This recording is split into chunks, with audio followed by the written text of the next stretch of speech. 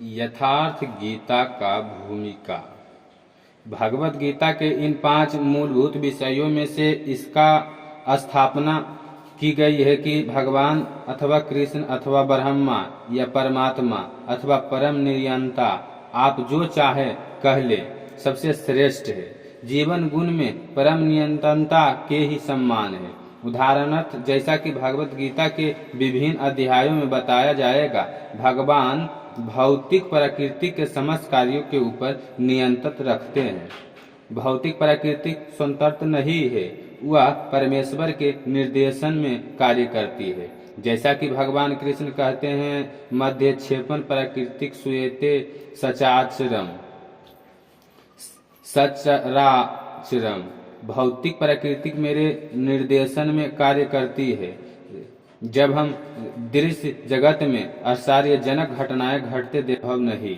नियंता को न मानना बचपना है। उदाहरणार्थ, एक बालक सोच सकता है कि ये 100 तो चालित यान विचित्र होता है, क्योंकि यह बिना घोड़े के है या खींचने वाले पशु से चलता है।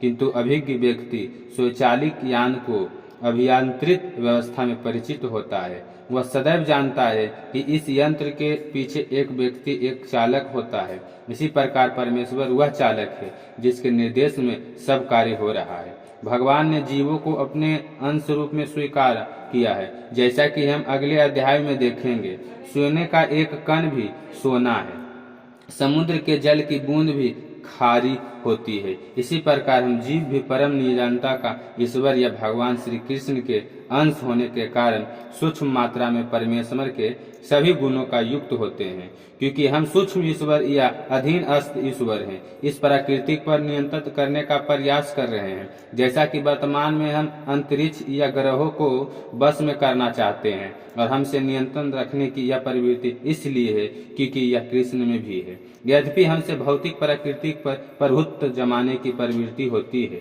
लेकिन हमें यह जानना चाहिए कि हम परम नियंता नहीं हैं। इसकी व्याख्या भागवत गीता में की गई है। भौतिक प्रकृति क्या है? गीता में इसकी व्याख्या अपरा प्रकृति के रूप में हुई है। जीव को परा प्राकृतिक, उत्कृष्ट प्राकृतिक कहा गया है। प्राकृतिक चाहे परा हो या अपरा, सदैव नियंत्रण में रहती है। प्राकृतिक स्त्री स्वरूप है और वह भगवान द्वारा उसी प्रकार नियंत्रित होती है जिस प्रकार पत्नी अपने पति द्वारा। प्राकृतिक सदैव अधीन रहती है, उस पर भगवान का प्रभुता रहता है, और क्योंकि भगवान ही नियंत्रक है, जीव तथा भौतिक प्रकृति दोनों ही परमेश्वर द्वारा अधिशासित एवं नियंत्रित होते हैं। गीता के अनुसार यद्यपि सारे जीव परमेश्वर के अंश हैं, लेकिन वे प्रकृति के ही माने जाते हैं। इसका स्पष्ट उल्लेख भागवत गीता के 7वें अध्याय में हुआ है। अप्रोमिता संत्या प्राकृतिक विदेमा पराम जीव भूता महाबाहो यदेश ध्यायते जगत। यह भौतिक प्रकृति मेरी आपरा प्राकृतिक है, लेकिन इससे भी पूरी दृष्टि पूरी दूसरी प्राकृतिक है। जीव भूतान अर्थात जीव है। भौतिक प्रकृति 3 गुणों से निर्मित होती है, सतोगुण, रजोगुण तथा तमोगुण। इन गुणों के ऊपर नित्य काल है, और इन प्राकृतिक के गुणों तथा नित्य काल के नियंत्रण व संयोग से अनेक कार्यकलाप होते हैं जो कर्म कहलाते हैं। कार्यकलाप अनादि काल से चल रहा है, और हम सभी अपने कार्यकलाप कर्मों का फलस्वरूप सुख या दुख भोग रहे हैं। उदाहरणार्थ, मान ले कि मैं व्यापारी हूँ और मैंने बुद्धि के बल पर कठोर श्रम किया है और बहुत संपत्ति संचित कर ली है, तब मैं संपत्ति के सुख को भोगता हूँ। किंतु यदि मान ले कि व्यापार में होने से मेरा सब धन जाता रहा है, तो मैं दुख का भोगता हूँ। इसी प्रकार जीवन के प्रत्येक क्षेत्र में हम अपने कर्म के फल का सुख भोगते हैं या उसका कष्ट उठाते हैं। यह कर्म कहलाता है। ईश्वर, जीव, प्रकृति, काल तथा कर्म, इन सब की व्याख्या भागवत गीता में हुई है।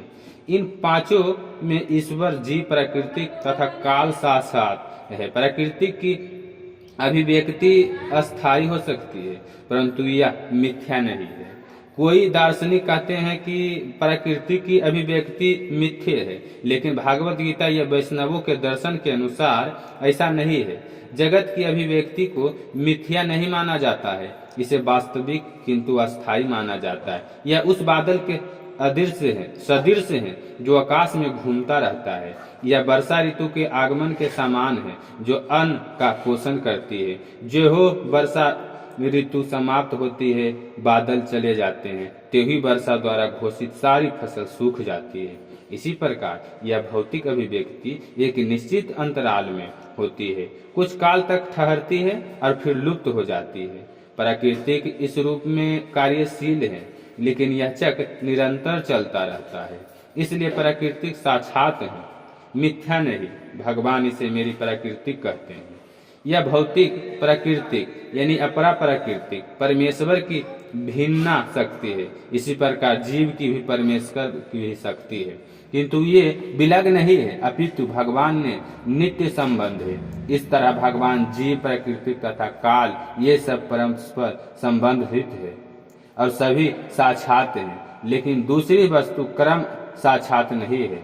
हाँ, क्रम से प्रभाव अत्यंत पुरातन हो सकती है। हम अनादि काल से अपने शुभ अशुभ कार्य कर्म फलों को भोग रहे हैं, किंतु साथ ही कम अपने कर्मों से फल के बादल भी हो सकते हैं। यह परिवर्तन हमारे ज्ञान की पूर्णता पर निर्भर करता है। हम विविध प्रकार के कर्मों को व्यक्त करते हैं।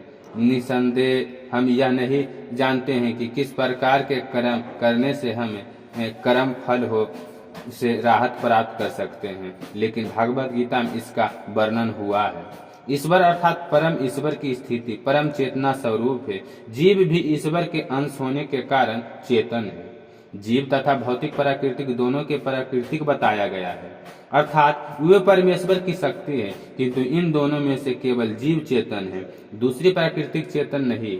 यही अंतर है, इसलिए जीव प्राकृतिक परा या उत्कृष्ट कहलाती है, क्योंकि जीव भगवान जैसी चेतना से युक्त है, लेकिन भगवान की चेतना परम है। और किसी का यह नहीं कहना चाहिए कि जीव भी परम चेतन है। जीव कभी भी यहाँ तक नहीं अपना सिद्ध अवस्था में भी परम चेतन नहीं हो सकता है, और यह सिद्धांत भ्रामक है कि जीव परम चेतन हो सकता है। वह चेतन तो हो सकता है, लेकिन पूर्ण या परम चेतन नहीं हो सकता है। जीव तथा ईश्वर का अंतर भागवत गीता के 13वें अध्याय में बताया जाएगा। ईश्वर क्षेत्रत व चेतन है, जैसा कि जीव भी है, लेकिन जीव केवल अपने शरीर के प्रति सचेत रहता है, जबकि भगवान समस्त शरीरों के प्रति सचेत रहते हैं। चूंकि वे प्रत्येक जीव के हृदय में वास करते हैं, अतएव वे जीव विशेष की मानसिक गतिशीलता से परिचित रहते हैं। हमें यह नहीं भूलना चाहिए, यह भी बताया गया है कि परमात्मा प्रत्येक जीव के हृदय में ईश्वर या नियतनता के रूप में वास कर रहे हैं, और जैसा जीव चाहता है वैसा करने के लिए जीव को निर्देशित करते रहते हैं। जीव भूल जाता है कि उसे क्या करना है। पहले तो वह किसी की विधि से कर्म करने का संकल्प करता है, लेकिन फिर वह अपने ही कर्म की क्रियाओं और प्रतिक्रियाओं में उलझ जाता है। एक प्रकार का शरीर त्यागने के बाद वह दूसरा शरीर ग्रहण करता है। जिस प्रकार हम वस्त्र उतारते हैं तथा पहनते रहते हैं, इसी प्रकार जब आत्मा देहांतरण कर जाता है, अंततः इसे अपने विगत पूर्वीकृत कर्मों का फल भोगना पड़ता है। ये कार्यकलाप तभी बदल सकते हैं जब जीव सतोष गुण में स्थित हो और यह समझे कि उसे कौन से कर्म करने चाहिए। यदि वह ऐसा करता है तो उसके विगत यानी पूर्वकृत कर्मों के सारे फल बदल जाते हैं। फलस्वरूप कर्म साक्षात नहीं है। इसलिए हमने यह कहा है कि पांचों यानी कि ईश्वर, जीव, प्रकृति, काल तथा कर्म में चारों साक्षात हैं। कर्म साक्षात नहीं है। परम चेतन ईश्वर जीव से हमें मामले में सामने में भगवान तथा जीव दोनों की चेतनाएं दिव्य है। यह चेतना पदार्थ के संयोग से उत्पन्न नहीं होती है, ऐसा सोचना भ्रांतिमूलक है। भागवत गीता इस सिद्धांत को स्वीकार नहीं करती है कि चेतना भौतिक संयोग की किन्हीं परिस्थितियों में उत्पन्न होती है। यह चेतना भौतिक परिस्थितियों के आवरण के कारण विकृत रूप से प्रतिबिंबित हो सकती है। जिस प्रकार रंगीन कांच से परावर्तित प्रकाश उसी रंग का प्रतीत होता है, परंतु भगवान का चेतना भौतिकता से प्रभावित नहीं होती है। भगवान कहते हैं मध्याच्छेन प्रकृतियां। जब वे इस भौतिक जगत में अवतारित होते हैं तो उनकी चेतना पर भौतिक प्रभाव नहीं पड़ता है। यदि इस तरह प्रभावित हों तो दिव्य विषयों से संबंध में उस तरह बोलते हैं कि अधिकारी ने होते हैं, जैसा कि भगवत गीता में बोलते हैं, भौतिक कल्पमस ग्रस्त चेतना से मुक्त हुए बिना कोई दिव्य जगत के विषय में कुछ नहीं कर सकता है। अंततः भगवान भौतिक दृष्टि से कलुषित नहीं है, दूषित नहीं है, परंतु हमारी चेतना अभी भौतिक कलमश में दूषित है। भगवत गीता शिक्षा देती है कि हमें इस कलुषित चेतना को शुद्ध करना है। शुद्ध चेतना होने पर हमारे सारे कर्म ईश्वर की इच्छानुसार होंगे और इससे हम सुखी हो सकेंगे। ऐसा नहीं कि हमें अपने सारे कार्य बंद कर देने चाहिए, अपितु हमें अपने कर्मों को शुद्ध करना चाहिए और शुद्ध कर्म भक्ति के कहलाते हैं। भक्ति से हमें कर्म सामान्य कर्म प्रतीत होते हैं, किंतु ये कलुषित नहीं होते हैं। एक अज्ञानी व्यक्ति भक्त को सामान्य व्यक्ति की भांति कर्म करते देख सकता है, किंतु ऐसा मूर्ख या नहीं समझता है कि भक्त या भगवान के कर्म में अशुद्ध चेतना या पदार्थ के कलुषित नहीं होते, वे त्रिगुणातीत होते हैं। जो भी हो, हमें यह जान लेना चाहिए कि अभी हमारा चेतन कलुषित है। जब हम भौतिक दृष्टि से कलुषित होते हैं तो हम बद्ध कहलाते हैं। मिथ्या चेतना का प्रकट इसलिए होता है कि हम अपने आप को प्रकृति को प्रतिफल यानी उत्पाद मान बैठते हैं। यह मिथ्य अहंकार कहलाता है। जो व्यक्ति देहात्म बुद्धि में लीन रहता है वह अपनी स्थिति यानी स्वरूप को नहीं समझ पाता है। भागवत गीता का प्रवचन देहांत बुद्धि से मनुष्य को मुक्त करने के लिए ही हुआ था और भगवान से यह सूचना प्राप्त करने के लिए ही अर्जुन ने अपने आप को इन अवस्थाओं में उपस्थित किया था। व्यक्ति को देहांती से मुक्त होने चाहिए। अध्यात्मवादी के लिए प्रारंभिक कर्म यही है। जो बंधन से छूटना चाहता है, जो मुक्त होना चाहता है, उसे सर्वप्रथम यह ज्ञान लेना होगा कि वह शरीर नहीं है। मुक्ति का अर्थ है भौतिक चेतना से स्वतंत्रता। श्रीमद् भागवत में भी मुक्ति की परिभाषा दी गई है। मुक्ति हिरित्यानथांतरम रूप स्वरूपेण व्यासंथिता। मुक्ति का अर्थ है इस भौतिक जगत की कलुषित चेतना से मुक्त होना और शुद्ध चेतना में स्थिर होना। भागवत गीता के सारे उपदेश का मनव्य इसी शुद्ध चेतना को जागृत करता है। इसलिए हम गीता के अंत में कृष्ण को अर्जुन से यह प्रश्न करते पाते हैं कि विशुद्ध चेतना को प्राप्त हुआ या नहीं। शुद्ध चेतना का अर्थ है भगवान को आदेशानुसार कर्म करना। शुद्ध चेतना यही है, सार है। भगवान का अंश होने का कारण हमसे चेतना पहले से ही रहती है, लेकिन हमें निष्कृष्ट गुणों द्वारा प्रभावित होने की प्रवृत्ति पाई जाती है, किंतु भगवान परमेश्वर होने के कारण कभी प्रभावित नहीं होते। परमेश्वर तथा शूद्र जीवों में यही अंतर है। यह चेतना क्या है? यह चेतना है मैं हूँ तो फिर मैं हूँ। क्या है? कलुषित चेतना में मैं हूँ का अर्थ है कि सर्वेश्वरवा हूँ, मैं ही भोगता हूँ। यह संसार संचालयान है, क्योंकि प्रत्येक जीव यही सोचता है कि वही इस भौतिक जगत का स्वामी तथा सम्राट है और अस्पष्टता है। भौतिक चेतना के दो मानवीय विभाग है। एक के अनुसार मैं ही स्रष्टा हूँ और दूसरे के अनुसार मैं ही भोगता हूँ। लेकिन वास्तव में परमेश्वर स्पष्टता तथा भोक्ता दोनों हैं और परमेश्वर का अंश होने के कारण जीव ना तो स्रष्टा है ना ही भोक्ता, वह मात्र सहयोगी है। वह सृजित तथा युक्त है। उदाहरणार्थ मशीन का कोई एक पुर्जा संपूर्ण मशीन के साथ सहयोग करता है। इसी प्रकार शरीर का कोई एक अंग पूरे शरीर का साथ सहयोग करता है।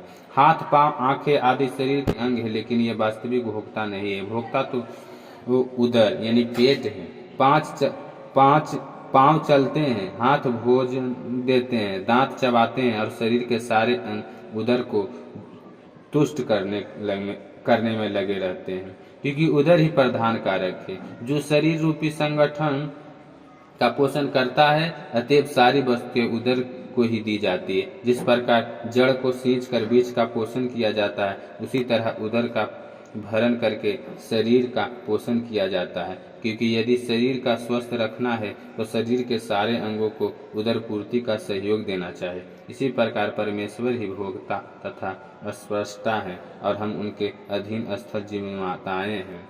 उन्हें प्रसन्न रखने के निमित्त सहयोग करने के लिए इस सहयोग से हमें लाभ पहुंचता है। ठीक वैसे ही जैसे उदर द्वारा गृहीत भोजन के शरीर के सारे अंगों को लाभ पहुंचता है। यदि हाथ की अंगुलियां यह सोचे कि वे उदर को भोजन न देकर स्वयं ग्रहण कर ले, उन्हें निराशा होना पड़ेगा। सृजन तथा भोग के केंद्र बिंदु परमेश्वर हैं और सारे जीव उनके सहयोगी हैं। सहयोग के द्वारा वे भोग करते हैं। यह संबंध स्वामी तथा दास जैसा है। यदि स्वामी पूर्णतया तुष्ट रहता है तो दास भी तुष्ट रहता है। इसी प्रकार परमेश्वर को तुष्ट रखना चाहिए। यद्यपि जीवों में भी अस्पष्टता बनने तथा भौतिक जगत को भोग करने की प्रवृत्ति होती है, क्योंकि इस दृश्य जगत को अस्पष्टता परमेश्वर में प्रवृत्ति है।